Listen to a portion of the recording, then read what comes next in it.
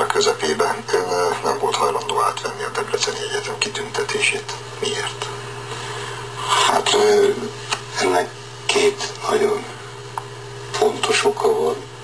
Az egyik, hogy engem 1957 májusában fegyelmivel kirúgtak több más társammal együtt az egyetemre, és miután 17 év telt el azóta, hogy nemzeti ünnepünk lett az, ami miatt engem akkor, mint sötétben bujkáló ellenforgalmát kirúgtak, azóta se jutott eszébe senkinek, hogy ezt a fegyelmi döntést visszavonja, törölje, és engem, ahogy mondani szokták, rehabilitáljanak. Van egy súlyosabb. 1984-ben, mikor az egyik volt fiatalkori barátom, aki már egyetemi tanár lett ott, el akarta intézni, 1 éven keresztül szaladgált fűhöz, fához, és végén el is fogadták, hogy kinevezzenek 1984, majdnem 30 évvel 56 után egyetemi tanárnak Debrecenbe. Az utolsó pillanatban az egyetem pártbizottságának a titkára, örökítsük meg a nevét, Menyárt Lajos elvtárs, a maga kis bandájával, többeknek a nevét is tudom, de nem sorolom, gyorsan a megyei pártbizottság támogatásával levelet írta a pártközpontba, hogy egy ellenforradalmár, mint amilyen a Fürr Lajos volt, nem lehet professzor a Debreceni Tudományegyetemen. Hadd kérdezzem meg, mit tudunk Menyhárt Lajosról most? Már meghalt. Boldog Isten nyugosztalja. Reméljük jó. Engem soha nem vitt, de nem baj. Ennek a műsornak a témája most az 1956-os szabadságharc és forradalom 50. évfordulója kapcsán egy beszélgetés lesz, és nem szeretnék túl konvencionális lenni. Kis monológgal hadd kezdjem, de a legvégén kérdezni is fogok.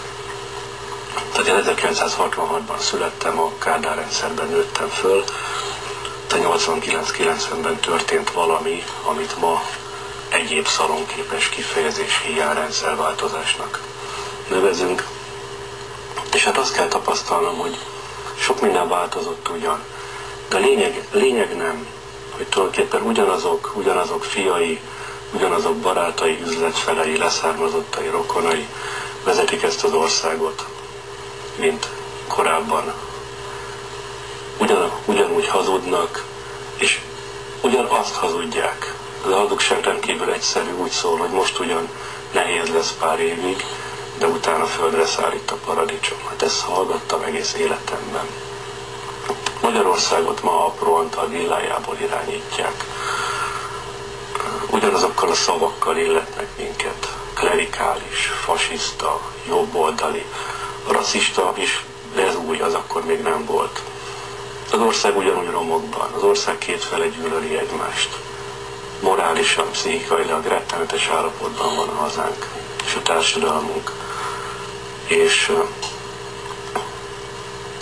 én tulajdonképpen azt szeretném kérdezni, hogy én mi a fenét ünnepeljek október 23-án? Nagyon nehéz válaszolni erre röviden. De azért azt mondom, hogy ünnepelni annak, akinek van füle ahhoz, hogy meghallja, ami 56-ban volt, akinek van szíve is hozzá, hogy ahhoz kötődjön, ami 56 volt, meg ahhoz a népközösséghez, amelyik ezt az 56-ot akkor produkálta. És azért hál' Istennek rajtunk hármunkon kívül vagyunk még pár százezren ebben az országban, akik így gondolkodnak. Egyrészt azt kell ünnepelni, azt a csodát, ami akkor megtörtént, és csak velük történt meg, magyarokkal, és azon kell erősen, és sokkal határozottabban és keményebben törni a fejét ennek a, mondjuk így, félországnak, hogy hogyan lehetne véglegesen leszámolni ezzel a, nem is tudom milyen garnitúrával. Ha nekem majdnem 20 évvel ezelőtt, amikor egy lakodalmi sátor alatt összegyűltünk ott lakiteleken, és valaki azt mondta volna, hogy ugyanolyan hitetlen gazemberek irányítják ezt az országot, mint irányították addig, akkor én azt mondom, hogy édesapám, te egy hitetlen gazember vagy. Sajnos neki lett igaza. Tehát ezek a hitetlen gazemberek itt vannak, millió egy oka van, történelmi, politikai, belső, lelki, és sok minden más, de annak a fél országnak igenis most éppen az 50. évfordulón, de attól teljesen függetlenül is valóban mindent el kellene követni, hogy ezek meg legyenek. Itt tudom, hogy ez nagyon szépen hangzik, és jó dikció. De hogy jön mindig ez a kérdés? Igen, természetesen van mit ünnepelni a mártírokat, a hősöket, azt a néhány napot, amikor valóban egyé tudott válni a nemzet. De így 50 év távlatából visszatekintve, holott persze én nem éltem akkor, de mégis ennek az eseménynek, mint nemzeti ünnepnek hiányzik a katarzisa ma. Nem? Most mondjam, hogy kapcsolódjak. Nem csoda, hát mi volt addig, még rendszerváltás lett, és mi van azóta, amióta történt a rendszerváltás. Na ugyanezt... A szellem nem változott ebben az országban, a lelkek nem nagyon változtak. Erre szeretnék rákérdezni, ezen a vonalon haladjunk még egy kicsit. Hogy idézek önnek egy mondatot, egy ilyen betelefonálós rádióműsorban a minap. Egy öregasszony betelefonált, és a következő mondatot mondta. Ugyanez a csőcselék csinálta 56-ot, mint akik most kint vannak a Kossuth téren. Hát hogy fogunk így ünnepelni? Mondta az öregasszony. Aztán ebben a mondatban úgy nagyjából minden benne van, hogy amiről ön beszél, hogy ennek az országnak, vagy egy jelentős részének mi van a fejében és a lelkében. Tragédia, menthetetlen. És hogy hova lett a katarzis? Mert azért azt mindnyájan tudjuk. Mi? Én. Mert ilyen családból származom. Hogy 56, itt 30 éven keresztül egy igazodási pont volt. Ez volt a vízválasztó. És nekem például igenis úgy tűnt, hogy Nagy Imre és mártírtársai temetése, mintha katarzisnak indult volna. És aztán eltelt 16 év, 17 év, és itt tartunk, ahol tartunk. Hová lett Lajos bátyám a katarzis?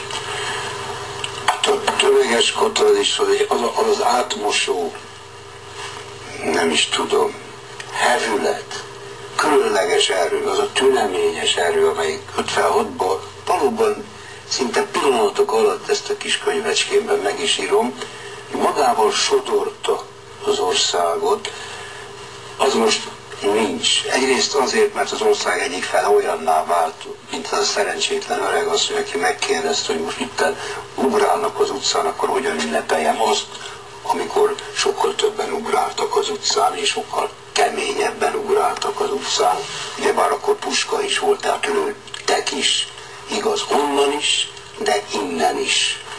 Most ez nincs, azért nincs, mert ennek számos oka van. Hát ha szabadna elmondanom, hogy én miben látom a különbséget az akkori és a mostani állapotok között, ugye akkor azt a teljesen váratlan robbanást, nem tudok más mondani, mint azt a nemzeti tüneményt, ami akkor föl villant hirtelen itt a Európa szívében, Kárpát-medencében, azt számos nagyon fontos tényező is elősegített. Az egyik az, hogy az ország akkor katonailag megszállt ország volt, tengeri idegen tankkal és fegyverekkel, de nem csak katonailag volt megszállt ország, hanem ideológiailag is. Tehát nem csak azt kényszerítették rám, hogy nekünk engedelmeskedni kell az orosz impériumnak, hanem kötelességünk magunkévá tenni azt a borzalmas ideológiát, amit marxizmus-leninizmusnak neveztek. Azon túlmenően akkor, és ez nagyon fontos dolog, az ország lakosságának nagy része még olyan nemzedékekből tevődött össze, akkor nevelkedett, akkor nőtt fel, akkor érett emberé,